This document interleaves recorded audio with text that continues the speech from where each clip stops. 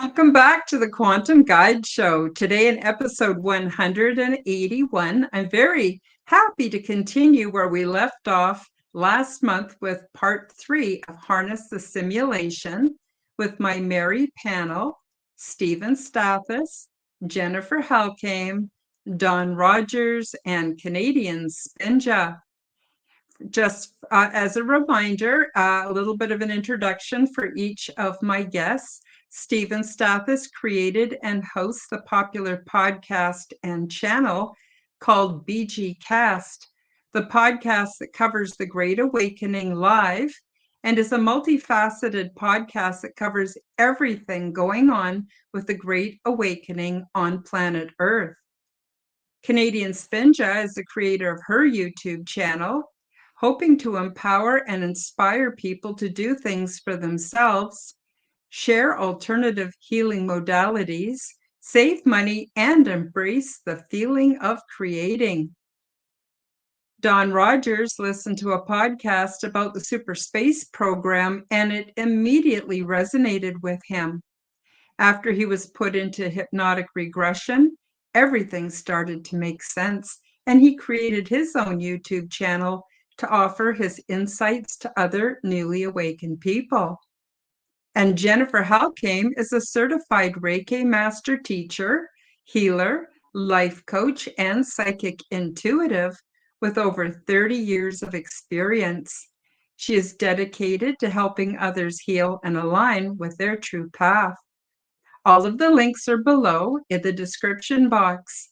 Today is part 3 of the 3-part series called Harness the Simulation. And today we will answer the question, today we will cover the topic of harnessing the simulation. Thank you for subscribing. Leave me a comment and smash that like button.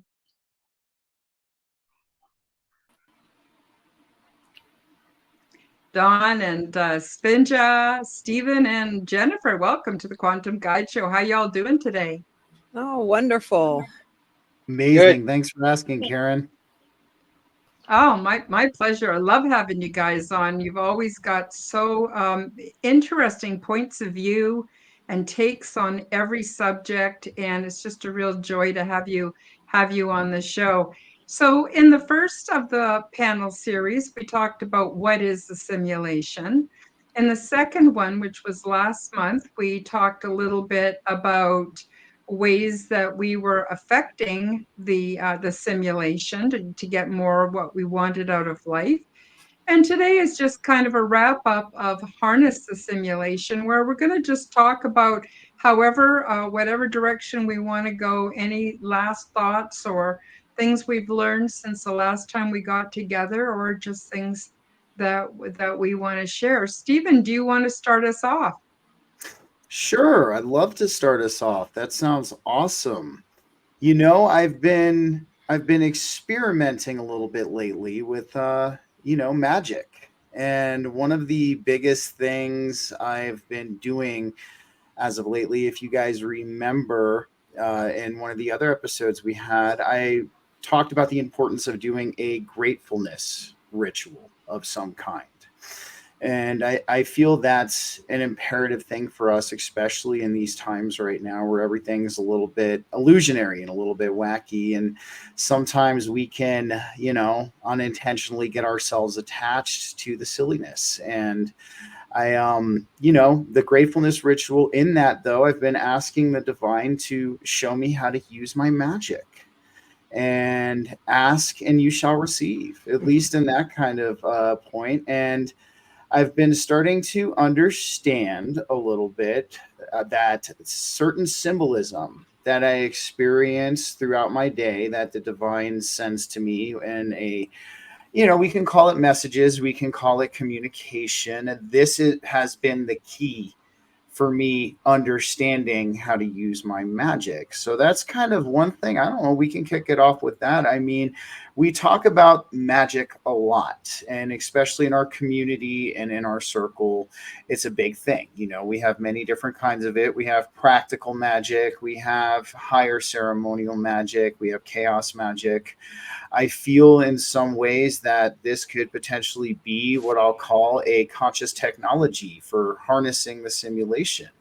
And I'd be curious to see about some of your experiences, the rest of the panel, because I've been noticing that I'm somehow starting to manipulate like my day and manipulate like certain objects. Like a very interesting thing happened to me. I want to tell you all about this. So I was putting together a ceiling fan, and it was like a very highly complex ceiling fan. And I was trying to get one of the screws in, and it kept stripping. And I remember I was like, oh no, like, I'll come back to it. I'll try it again later.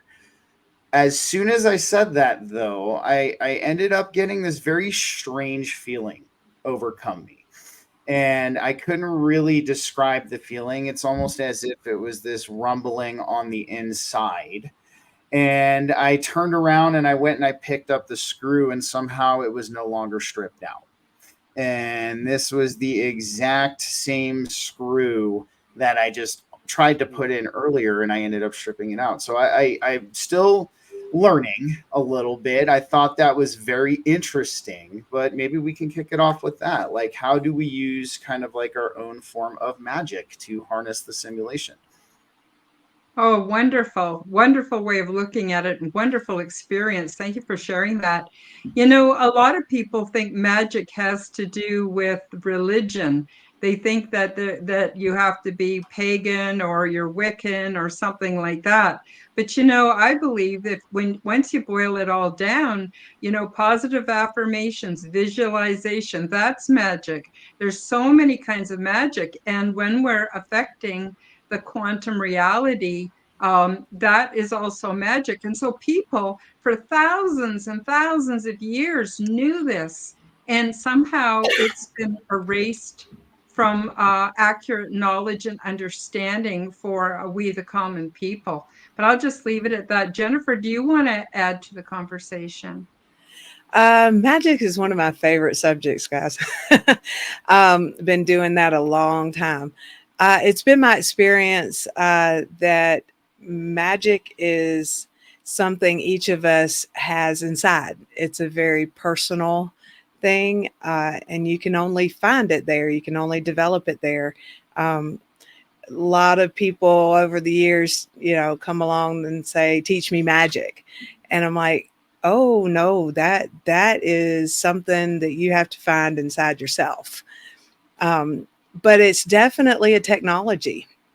And I love I forget who said it, but I love the quote about any significant technology beyond your current understanding will look like magic. Mm-hmm.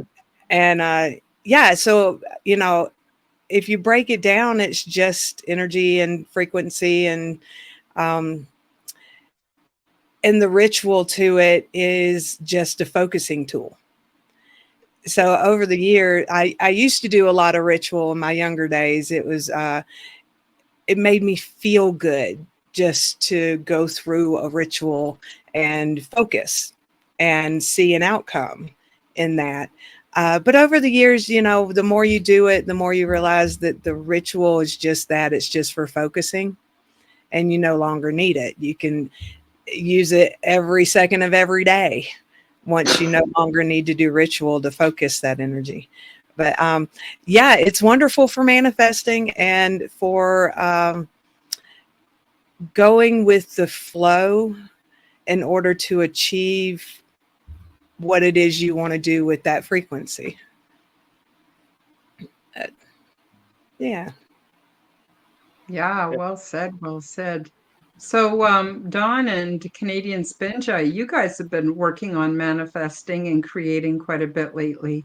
So, do you want to tell us about what your take is on magic and manifesting and affecting or harnessing, the simulation? I actually am going to kind of nerd out for a second because it's something I've been looking into. What all of this manifestation and magic comes down to is the separation of science and spirituality, which was done intentionally to us many generations ago. So we lose the use of these arcane knowledges, these understandings of energies, the abilities to project them and harness them daily, like you guys are talking about. That's all been stripped away from us. These used to be key points of our esoteric knowledge base, and we don't have them anymore. And while we're there, one of the things that just popped up in an interview I did with Rock Castaldo, so I'm going to give full credit for this quote, is a lot of us are manifesting wrong. We're still in that singularity mindset of I need, I want, I deserve. Well, when was the last time somebody went, I would love for humanity to have, I would like the world to balance in this way. We have the ability to create reality, and if enough of us do it, it will change the existence that we're in right now, because each one of us knows that we have the ability to manifest through positive projection. Mhm. I'm good. Yeah, it just went in a totally different direction than I.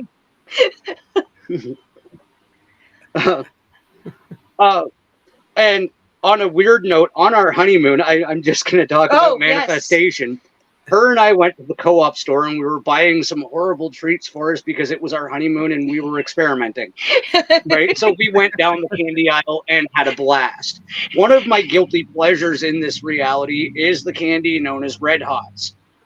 Not once but twice, I have had a mishap with Red Hots. The first time, I will own it, was completely my fault. I grabbed a box of Red Hot cinnamon hearts and screwed it up. You got mixed up because it's the hot tamales that you like, not the Red Hots. Yes. Red Hots are the hearts. That's why that happened. Yeah. So the second time, I actually bought the right box. Spin looked at it, went, yeah, before I put it in the cart, we both looked at it. It's like, yeah, that's what I want. We got back to the hotel room, went out for dinner, came back, and my hot tamales were Mike and Ike's. Wow. No shit.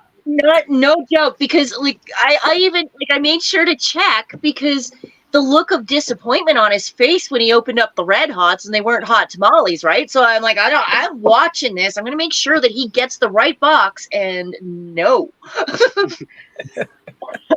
So just the weird creativity our minds and this reality has, it is absolutely magical. It sure is. Oh, I'm going to tell you guys something weird that happened to me. I was a single parent for most of my kids' childhood. I have 2 children. Well, they're grown up now. But anyway, one time we came out of the house and I accidentally took the wrong keys and locked us out of the house. And we had no way of getting into the house. And we checked the windows. And of course, I had everything, boards in every window, like Fort Knox, for personal protection and living in the city and stuff. And the kids and I are walking around the house going, how are we going to get in the house? How are we going to get in the house? And all of a sudden, my daughter's on the inside of the window looking out, waves at me, goes over to the front door and unlocks it and lets my son and I in. I said, how did you get in the house? She says, I don't know. I just knew I had to be in the house. And so all of a sudden I was in the house and I can't explain it. And to this day, she swears she does not know how she ended up in the house. But she ended up in the house and she unlocked the door and let us in. And I cannot explain that. I think sometimes emotion might be tied into being an amplifier. Need. I don't know exactly, but that was pretty cool what happened. that is very cool. Very cool. I know Spin has been picking up a lot of valuable pointers about just general practices on navigating the matrix and making it easier, or holographic reality, just easier little things to pick up along the way that are tools in your tool belt, as she calls them. And like the one she's got written down, just to try and get her back into this, is the get in, get out. And it's a principle that I never was even aware of until we got together. So So it's basically using the ugly of the Matrix construct against itself. I don't know if that's considered magic, but I'm just gonna share something. And so this, when I share this, sometimes it tugs at the heartstrings. Just know that I'm over it. I'm okay. It's part of my past learning experience and all that. So there was a point where I was a single mom, and I was in a horrible, horrible, horrible custody battle. My ex wasn't physically abusive, but every other form. And so I was at and it was a battle that should never have happened. But anyway, that's neither here nor there. I really didn't know how to deal with it and how to do it. And at the time, my mom had cancer. I was just an absolute wreck. I'd left him, just started reestablishing a home for my son and all that. And so when it came to the point of going to get a job, I had to make some decisions. And, because where I was living, I would be basically working to pay for daycare. And it's like, is it worth it? And then I was also rebuilding. And so I also had I've got pretty bad social anxiety as well. And at that point I was an absolute wreck. And so I weighed everything out. There's also the other piece about how messed up. I don't know about the States, but and this was Ontario. I don't even know about Alberta, but Ontario, Canada. The family court system, it's open-ended. He could pull me in at any time, anywhere, and he did. And so I got to the point where it's like, okay, I don't have enough emotional stability with everything that I've been through that I could maintain a job, because I'm balancing single parenthood. I'm dealing with a sick parent, all of this stuff on top of not knowing when the hell he was going to pull me back in. So I'm like, all right, you know what? This system is going to pay for itself. So yes, I was on social assistance or welfare, whatever you want to call it. I did use legal aid. But I also was not going to go in debt and put my son in, my son's future in jeopardy. I wasn't going to find a way. I wasn't going to go find a job and get myself tens of $1,000s in debt to fight this fight that shouldn't be. So yes, I did collect welfare for a while. Yes, I did use legal aid. But in the meantime, while I was doing that, I was also looking after my son. I was looking after my mom, and then I had some side gigs, which I did claim. My social service worker actually told me I was too honest. But anyway, so where I'm going with that is I turned it around. You're going to keep me trapped in this system? Well, this system's going to pay for itself. Loopholes within the matrix, basically. Oh, yeah. I feel that's magic. Sorry, Jen. So I was just going to say, I feel that's magic. What were you going to say, Jen? Yeah, I really like that, actually, because they do trap us in this system that's a no-win kind of system, and I love that you got it to pay for itself. That's wonderful. I agree. I think you got to raise your kid. Yeah. I agree. That's one thing I've always been.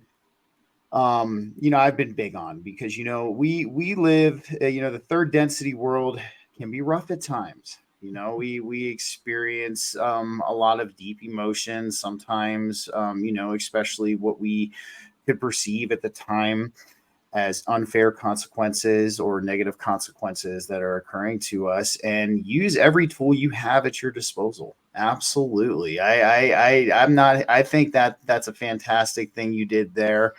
And it's almost like kind of a little middle finger to the demiurge, or the ones who are running this simulatory reality too, that you're like, hey, I'm using your little scam against you. So nice work, Spinja. Thank you. I also went to school during that time too, because that's the other thing. Well, they like people in debt. So single parents, I got some bursaries. And so that part I was absolutely grateful for. And when I got my student loan, like my son and I were living high on the hog. And I mean, I've had to pay it back, but it's because of this situation that I was forced into. It's like, I'm not going to sit around. I'm not going to be a victim. I'm going to make it. If I can't be free, then you're going to pay for it yourself. Mhm.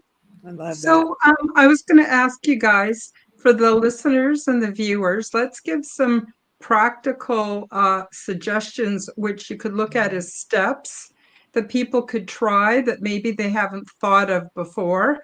A big one for me is to write down in a book what I want as though it's already happened and I've already received it, and putting in a lot of detail as to exactly what I want, which requires a fair amount of forethought, so that I can be sure, because we don't want to kind of litter our lives with half manifested things that we change our mind halfway through and then we switch to something else. To me, that just sort of muddies the whole playing field. So I write in my book, I call it my magic book. It's just a book from the dollar store, but I write in there when it comes that I really want something and I put a lot of thought into it. Like, for instance, manifesting really good quality housing for myself is when I used it last. And I put in all the details, everything, like even the kind of bathtub, and like I wanted, like I was really specific, and I write it down as though it's already happened. And I also write in that it happened sooner than I thought it would happen. So that sort of puts a bit of a time parameter on it. I'm just wondering if you guys have any practical steps or suggestions that people can go, oh, I want to try that, and they can actually start working on it tonight. Awesome. I'm definitely not an expert. I'm still a rookie in this department, but one of the ones that I didn't even realize I was doing it with surprising results is just playing a game with Dawn. Wouldn't it be nice if? Wouldn't it be fun if? And there's been so many times where I've said that, and that if has turned out to be what I wanted. Our wedding. Oh yeah, I guess there'd be that too. Even the journey. Yeah. When we purchased a Dodge Journey a few years ago, and I wasn't really familiar with it. All I knew is it was red and it was pretty cool. And so when we pulled into the dealership, I saw this vehicle and looked like a minivan. And like, oh, well, that's red and that's pretty cool. Wouldn't it be nice if that was, like if we could have that down the road? And so we pulled in beside it. It's like, no, that was our car. That's so awesome. I love that. I love that. Mine's fairly similar to Karen's, actually. I don't write it down, but I visualize, like if I'm doing a meditation, I'll visualize myself where I want to be and what I'm doing and who I'm with. And it's probably why I have so much goddamn deja vu, because I actually feel like I'm experiencing these things sometimes almost in an OBE state, but it's just from a basic meditation and then deep visualization and trying to smell it, trying to feel it, trying to touch it, trying to taste it, trying to talk to the other person that's there while I'm there. And then, to steal a line from my dad, I shit you not, within weeks or a month, I'm doing that thing. Mm-hmm. Cool. Yeah. Like, that's my go-to right now. I love that. Stephen, do you have any practical steps that you recommend? What are your favorite methods, I guess? So I really like what Donna and Spinja said. One of my favorite, I have a few practical steps that I would recommend, and I've been using this word a lot lately. In fact, I was happy to know that Chris liked this word too when we were chatting at the gathering. I call it the inner standing. And what I mean by the inner standing is we cultivate that inner understanding of the divine nature of this reality, this existence, and our divine nature within us. Now, I feel this is a big thing, and it's not as hard as a lot of people might make it out to be. It just takes some time and sitting, and whether through meditation or any kind of ceremonial ritual, if you want to imbibe in entheogens or psychedelics as well, that's totally up to you. I mean, that's a good way to do it also. It'll show you glimpses of that. So that's one of the first things I would recommend. The second one is putting yourself into a state of giving. And so the alchemist, Sarah Elkaldi, who I've had on my show before, she did a great episode on this, on manifestation and magic. I highly recommend everybody checks it out. But she talks about how normally we're in a state of receiving with the divine. We're receiving, the divine's giving us communication, the divine's giving us small manifestations of things that we actually need, things like that. But in order to take it to the next level, at least in my opinion, you have to put yourself into that state of giving with the divine. And a great example of this would be, let's say you really need $100. This is just a simple analogy I use. And the divine comes up and goes, "Here, Steve, I'm going to give you this $100. And I'm like, "Oh, thank you. I really needed it right now. But since you were so awesome and did this for me, I'm going to give you 20 back." And what this will do is this will cultivate this state of giving with existence. So when you increase your frequency from that state of reception into that state of giving, it's almost as if reality takes a new size and shape, or a new appearance, at least from within. And you'll start to notice that your manifestations start to truly come to fruition at a faster rate, because the divine's seeing he's grateful. He's grateful for what I'm providing, or what we are providing for us. And with that, I'm going to reciprocate that frequency. So that would be my second tip. And it's just as simple as giving back to the collective. If the divine helps you and helps you, assist you in something that you truly need, I mean, give back in some way. That's a really good way to kind of work with this loving, reciprocal relationship that the divine has. And then the third one, it would be, honestly, this is something I don't think a lot of people think, and I've heard you guys talk about it like in little nuances. So dictate between need and desire. So one of my favorite quotes from an old show is true strength comes from a need, not a desire. And we can kind of really take a look at that when we're manifesting and when we're trying to use magic to harness the simulation, because when we truly need something, we're all in. Are we not? Yeah, I mean, when we truly need something, like when Karen was talking about housing, and Spinja was talking about the red van, things like that. When we truly need something, that energy field of that need that's tied in with our emotions, that's tied in with our head, our heart, and our hands, that is to be said as well as a tip for this type of manifestation or magic, is to truly need it. When we desire something, a lot of times when it comes to desire, we're kind of half in, half out. We're like, yeah, I'd really like it, or I could potentially want it, but do I truly need it? So that's also something to consider when you're working with, manifestation and magic, is to understand the difference between need and desire.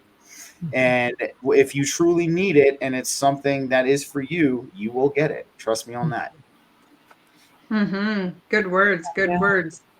Yeah. Don, what were you going to say before I go to Jennifer? He just got me really excited because he reminded me. I took the young lad to the newest Marvel movie, Deadpool and Wolverine, and we were kind of going hawk, but it's something we were going to do together, and it was a boys' day, right? So we're on our way back to Drumheller, to the little mom and pop theater there, and we had already decided we were going. there's a white car broken down on the side of the road, and I was about to fly by because we had almost been scammed for money in almost the same section of road by a white car, blah, blah, blah. And I just happened to glance back, and I'm like, no, what if they really need me? And I stopped. And the man on the side of the road with his wife was waving, and he was standing there, immediately asked me to change their tire for them. And I kind of went, dude. And within a second, he starts apologizing because he had been mugged several years ago and has needed reconstructive shoulder surgery for the last several years. So he couldn't physically change his own tire, right? So I don't mind. I'm a good old boy. I jack his car up and change his tire for him, and I go to put his tire back on and send him on his way, and I wish him well. He's got to go back to Calgary. He can't even go to Drumheller. And he insists I take $20. I'm like, nah, man, give it to somebody who needs it, even though we did. He's like, no, you take it. Which was the exact price of the movie admission for me and my son to go watch the new movie. Oh, funny. That's awesome. That's awesome. Yeah. It's wonderful. Yeah. Cool. I just wanted to throw that in. No, dude, that was great. Jennifer, do you have some tips you want to give the listeners and the viewers? Sure. Yeah, I agree with everything you guys are saying. Those are all wonderful tips. If I had to throw in a few more, I'd say, first of all, learn how to ground yourself out. Learn how to connect with the Earth's electromagnetic energies. And that gives a huge boost to your manifestation abilities. A second one would be a gratitude journal, which goes along the same lines as what you guys have said. In a gratitude journal, I find that if you're grateful for things you don't have yet, like Karen said, that it will manifest them. You write in your journal and behave as if those things have already happened for you. And absolutely, it speeds up that manifestation thing for real. A little caveat to that is that once you write it down in your journal, forget about it. Don't put any more energy into it, because when you do, then it kind of works in the opposite direction for manifesting. Because subconsciously you're then going, well, I don't have it yet, so I have to keep on with this. I have to keep asking for this. So if you just put it in there and then walk away and forget it, then it'll do its magic all by itself. And I guess the third thing I would tell people would be that the universe doesn't give you what you want. It gives you what you are. So if you want more love in your life, then become more loving. If you want more wealth in your life, then become more giving. If you want better people in your life, then become more discerning with the people around you. And it will start drawing those things to you because you're already living in that energy. Mm-hmm. So, Oh, yeah, those are really good points. Now, we're going to take a very short break, 2 minutes, just for a short promotion. And when we come back, let's talk about self-talk, the messages we tell ourselves and how that has a bit of an influence. So we'll be right back in 2 minutes. Hi guys, break time for a short message. YouTube will not monetize me, so if you enjoy my content and want to support my efforts, help me to cover my expenses by visiting my shop to buy yourself a beautiful orgone generator. Zendome's Orgonite are my unique brand, and they are ethically sourced, handmade, and double charged for maximum effect. They are only available through my website, www.KarenHoltonHealthCoach.com. Many people are finding comfort with Zendome's orgone generators, commonly called Orgonite. They are a simple compound which balance ambient energy by converting negative energy and EMF into positive healing energy with many easily confirmed health benefits.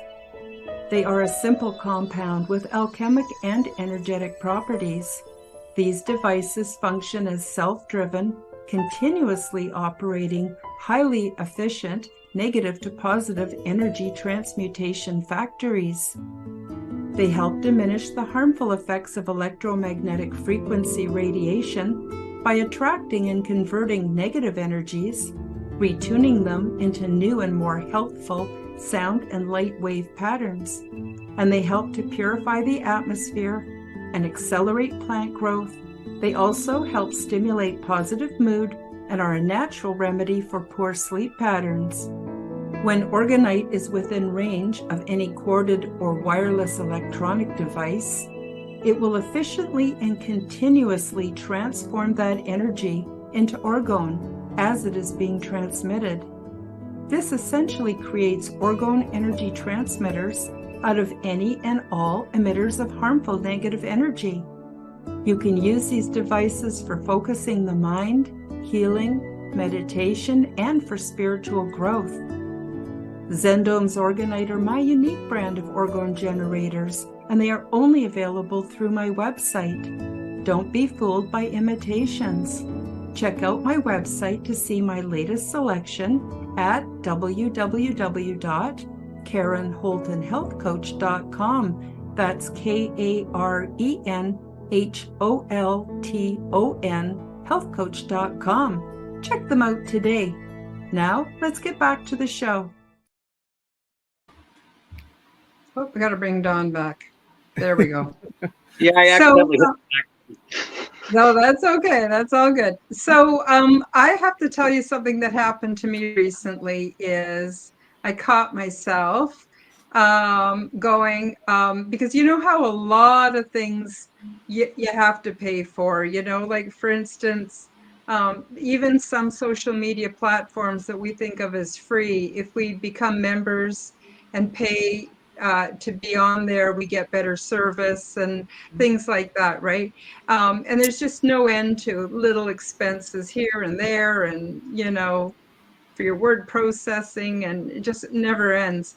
And so I was like wanting to only have free stuff for the longest time, and I kept going, I can't afford that, I can't afford that, I can't afford that. And so what I've stopped doing that, and more recently I've started, sure, I can do that because I can afford it. And what a difference in the energy of everything. And it was just the habit. I just had the habit of thinking that I couldn't afford anything because I cut a lot of corners to get to where I am now, right? And I don't mind doing that, but it's just the habit. And then just switching it over to, sure, I can do that. I can afford that. I want to build on that, Karen, because like you were starting saying about the self-talk. I think I've shared this story before, but I think it's worth repeating because it was huge on how I got myself out. So this past winter was crazy. Dawn took a time out, and so it was just me earning the money, and we'd had some issues with our hot water heater. It had leaked, and when we didn't know, and now the landlady took care of the water bill, but that left us with a really huge power bill. And I was sitting at my sewing machine one day, and I'm like, how am I going to do this? How, like, I'm screwed. I don't know what to do here. And then there was like a little voice inside of me that said, you're doing it. You're already doing it. You are sitting at your machine. You are earning money that you are going to use to pay that power bill. So you're already doing it. So the takeaway from this also too, if you're feeling discouraged, also take a look at what's going around. You might actually already be manifesting what you need, and you're so frustrated and clouded, and it's already happening. And that also led me into the shift, very much like what Karen just talked about. Things are a little different now. It's like, okay, yeah, maybe there is some wiggle room here because I'm doing it. I'm working on it. There's nothing more that they can get from me because I'm doing it. I'm working. And that actually kind of leads into the change in my self-talk, because as I was telling Karen before any of you guys got here, I actually just took my old job back, the one that I've told everybody was the best paying job of my life, but I couldn't handle it because my boss was abusive. Circumstances have changed in his reality, and he now needs me desperately. I have now put it forward to him that I know my worth, and this is the way I will return to work for you at my old wage. And I go back tomorrow.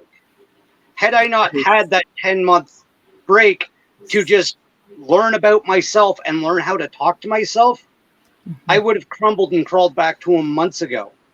So it is all about self-talk. And another thing that we've learned is we can live on her income alone, and mine is almost $30 an hour. So we know how to play this game now. Oh, fuck man. Awesome. Spinja. Very nice.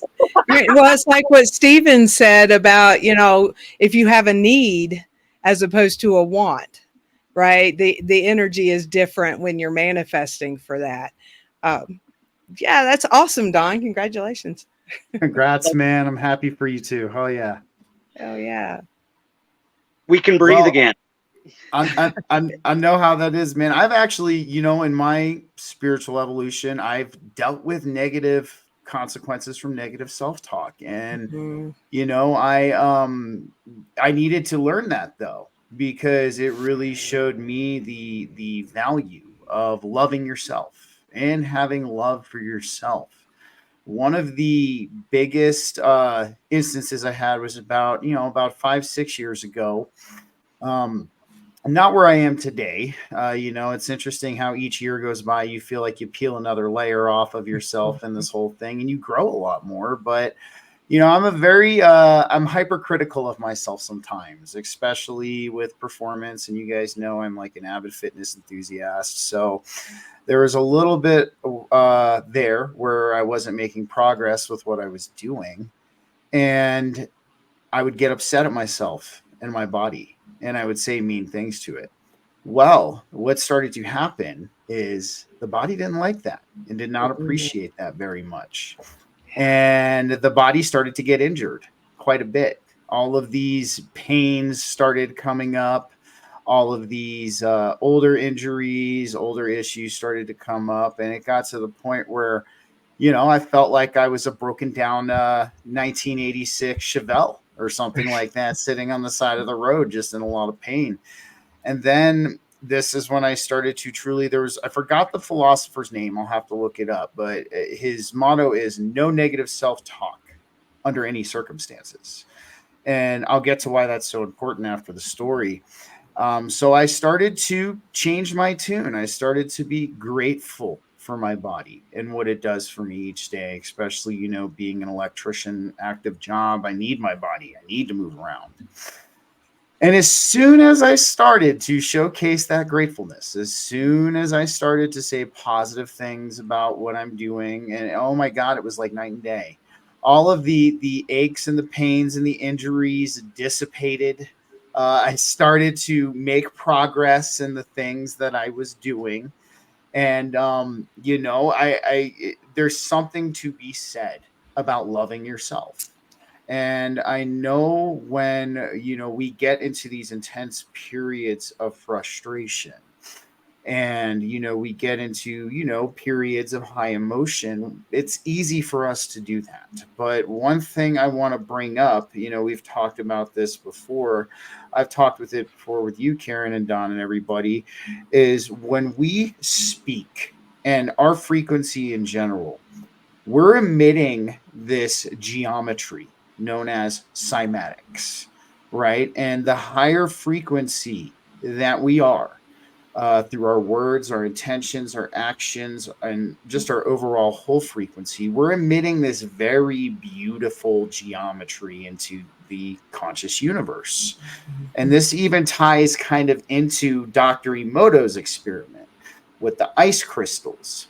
And, we saw how when he said something positive to one batch, he had the control patch. And when he said something negative, when you look at the negative batch on how derailed, and disfigured those crystalline formations were, That's what you're doing to yourself. When you do this negative self-talk, you're derailing your own frequency. You're derailing, you know, any further progress that you could make. So one thing I would always say, and I think Spinja really hit the nail on the head with what she said, how you're already doing it. When you're in those moments, take a step back. I call it the third party observation. You unattach yourself from the emotions of the scenario, and you get really logical, and you get kind of a little bit critical in your thinking. Be like, okay, look, I'm doing the best I can right now with the means that I have. I am doing it. I might not be doing it at the rate that I would like to see myself doing it. I might not be doing it maybe in the exact way I would like to be doing it, but progress is progress. It's there. And, even with what Karen was saying about, I can't afford this, like, or I am deserving of this. I think one thing that we've been conditioned to feel in, especially in Western society, is this certain amount of shame. You guys have heard the phrase "Have you no shame?" And a lot of people will say that, but that's a conditioning factor that we have to break free of, because we shouldn't have any shame. We're all beautiful, loving, amazing human beings who are deserving of the good things that come to us and the needs that we have. So the one thing I could leave with all the listeners, anytime you think about negative self-talk, look at that Dr. Emoto Ice Cube where he spoke negatively to it. And that's what you're doing to yourself. I agree 100%, Stephen. I have a past similar to Spinja's. I was a single parent raising kids on my own, and I got so downtrodden and that I didn't realize I deserved better. I didn't feel I was worthy of better. And when I finally moved into some really good housing, where I'm happier than I've ever been in my life. I just love it. I got privacy, peace, quiet, beautiful yard. I got just lots of space. It just is so perfect for me. And I said to myself, why didn't I let myself have this before? And it was because I didn't think I was worthy. I had to get to the point where I desired it so badly that I knew I was worthy and I was ready for it. So I think that's another thing we might want to look at. Do we believe we're worthy? And of course we all are, but we can get caught in a mind trap or a mind virus, and it's being self-aware to the point where we catch those thoughts and those feelings, and then where did that come from? And that's bullshit, and that's I don't need that anymore. And I want to tell you one other thing that happened after I moved into the house. I went for 2 years going, oh, I can't afford any furniture. I can't afford any furniture. Well, finally, I made myself an affirmation, a sticky. I actually have it right here. I don't know if you can read it or not. It says $10,000. Thank you. And I had it stuck on my desk here because I figured out that all the furniture I wanted would come to about $10,000. Well, the funny thing is I didn't get the 10,000 in cash. What I got was the exact couch I wanted. I just happened to get the urge to go into the restore, and someone just dropped it off as a donation. It was in such perfect condition. Just happened someone I knew had a truck and went and got it for me. For $250, I had this huge sectional couch with love seat and 2 huge ottomans that you push up to the couch and it turns them all like chase lounges, like perfect for watching TV, right? I found the recliner I wanted for my family room, brand new, on sale, under $400, just happened to have enough money for it. And this went on and on. Everything that $10,000 was going to buy, I got. And then I went, oh my God, I got everything. I got my $10,000 worth of furniture. And now my place looks great and it's super comfortable. I'm so happy. And I still have my note up that says $10,000. Thank you, just in case the universe wants to give me an additional blessing.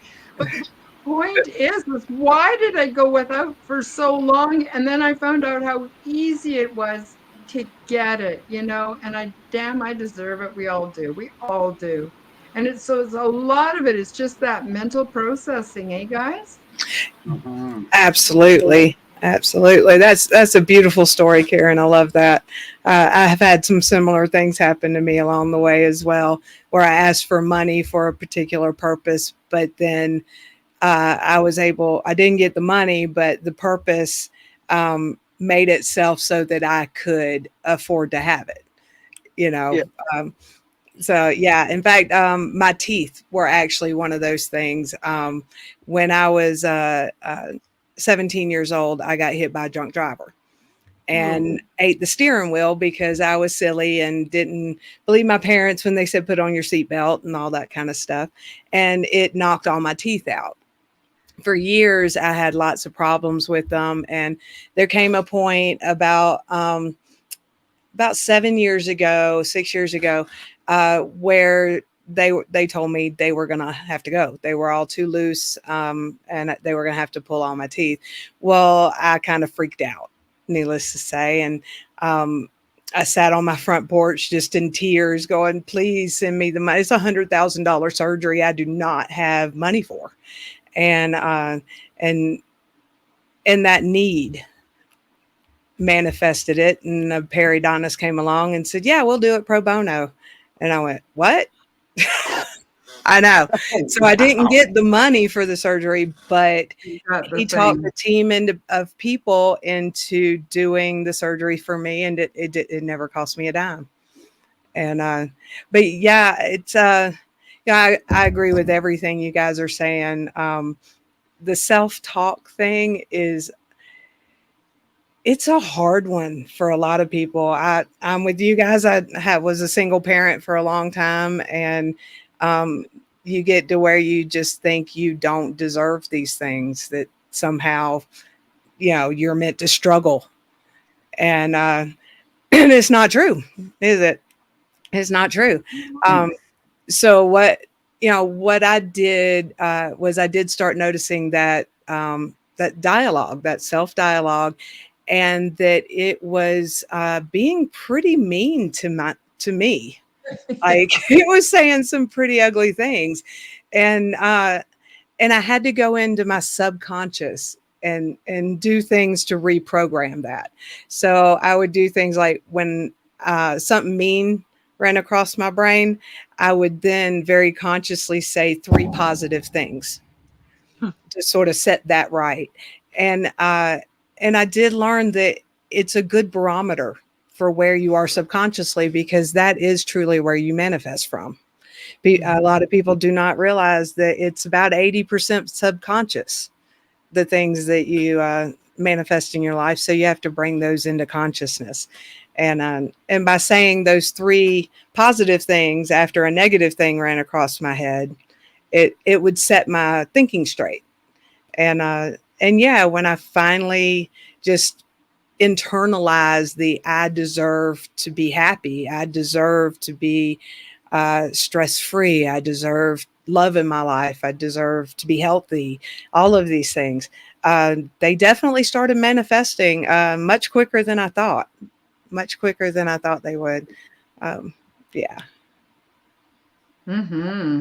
Awesome. So, Dawn, did you want to add something? I think hers is more relative because mine was related to Stephen's. Yeah, it is related. I won't get into details and stuff, but a lot of people know that I'm in court proceedings right now to get the inheritance that my mother had left for me. There was a lot of interference and some overreaching and power grabs and stuff like that.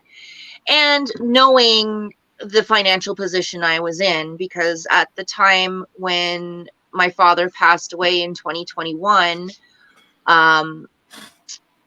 Don was just wrapping up his employment, and I was trying to launch my own business, but we didn't have any money. It was one of those things like we weren't even sure how we were going to pay the car payment. And so then I found out that the will was changed. I was a co-executor, and it was all changed and everything. And I did not have a leg to stand on. And so I mentioned it to a friend of mine who is a mortgage broker, and she said, just leave it with me.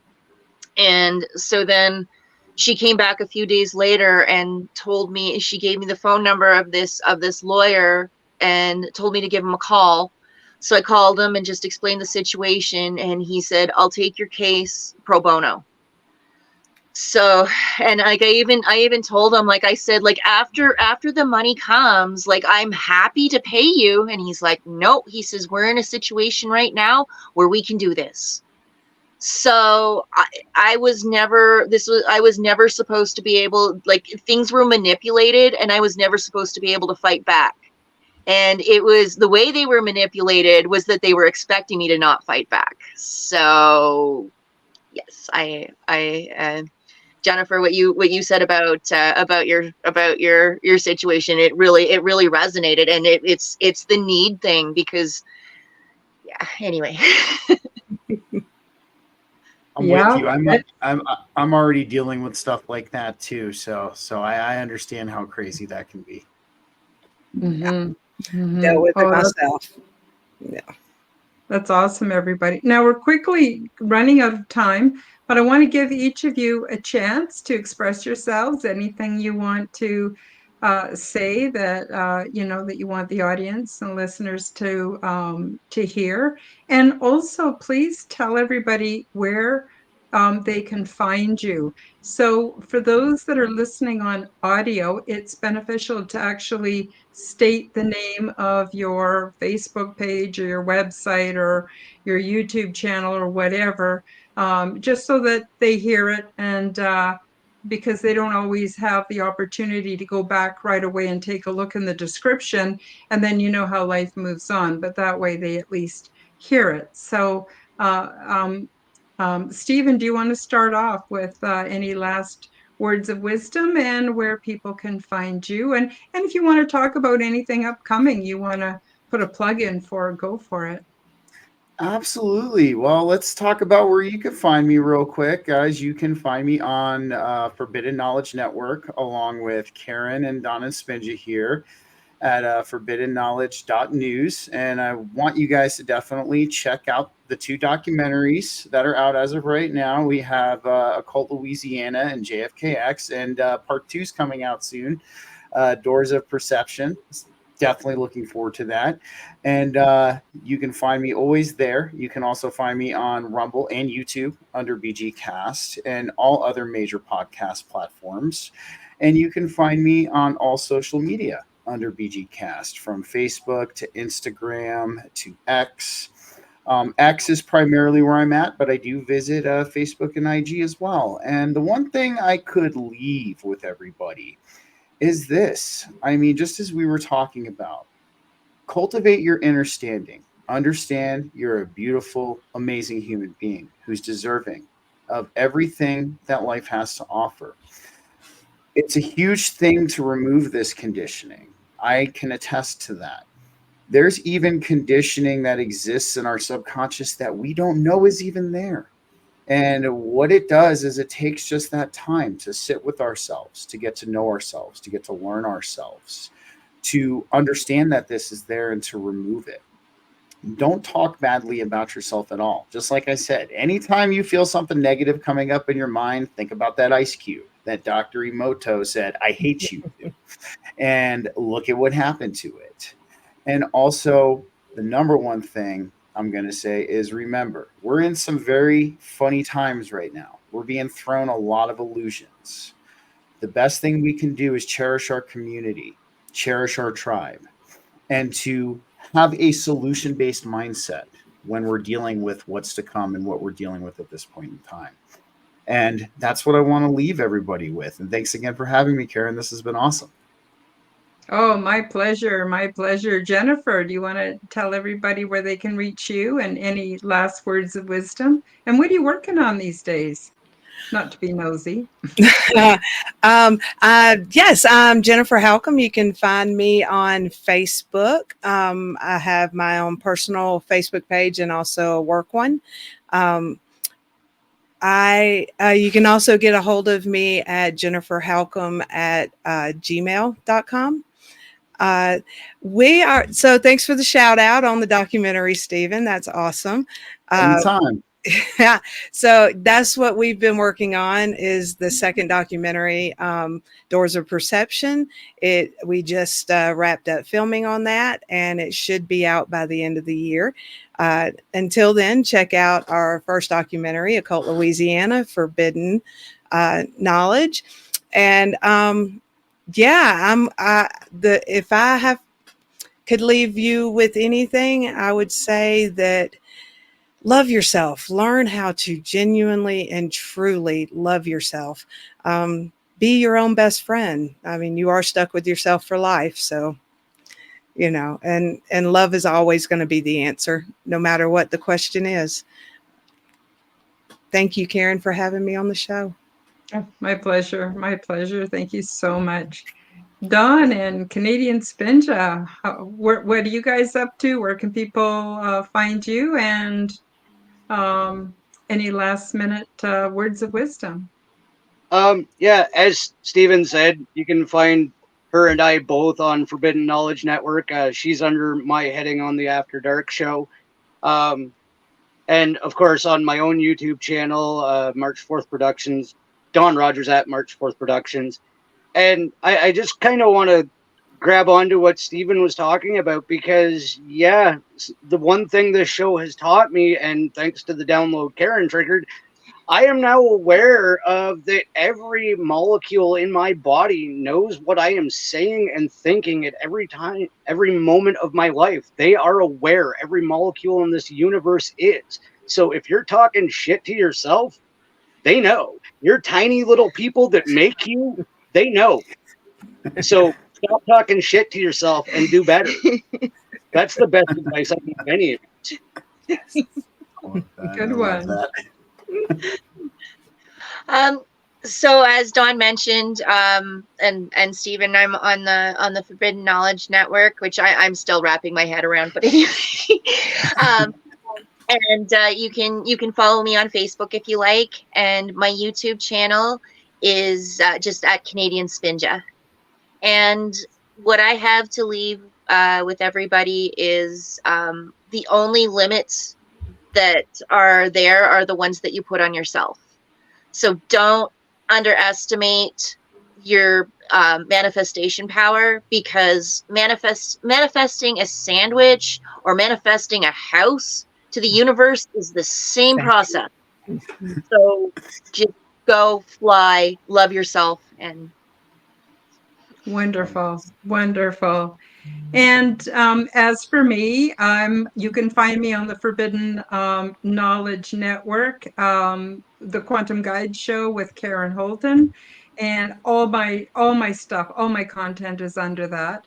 And of course, I'm on all the other podcast media sites at Karen Holton TV. And I want to just tell everybody I have another show on Sundays. I go live at noon Mountain Time, 11 a.m. Pacific, and 2 p.m. Eastern. And it's a completely different show. It's Aliens and Angels. And this Sunday coming up, I'm going to be doing a presentation on alien implants. I'm going to cover everything from the metal kind, Dr. Weir's research, the etheric, emotional, genetic. There's so many different kinds of implants. And I'm not saying that you all have implants, but it's actually more common than we think. And these are energetic things that might be holding us back. So it's good to know about it. So join us live on Sunday for that. And that's about all I have for today. Everybody, yeah, love yourself. If you can't love yourself, it's really hard to love other people. So I think that's the homework. that we all agree on. And thank you, everybody, Jennifer and Stephen and Dawn and Spin, for joining me for this panel. I've really, really enjoyed it. And I guess that's it. And we'll see you all next week on the Quantum Guide Show. Bye-bye, everybody. Bye. Thank you for joining me for the Quantum Guide Show. Become the change that you wish to see in the world. Subscribe to my YouTube and other channels at Karen Holton TV. Click the like button, leave me a comment, and share this podcast with your friends. Check out my website at www.KarenHoltonHealthCoach.com to see my free resources and amazing products and services. All the links will be in the description below. As part of the Forbidden Knowledge Network, you will find the Quantum Guide Show with Karen Holton and also the Aliens and Angels podcast on all audio platforms. Until next time, keep up the good work.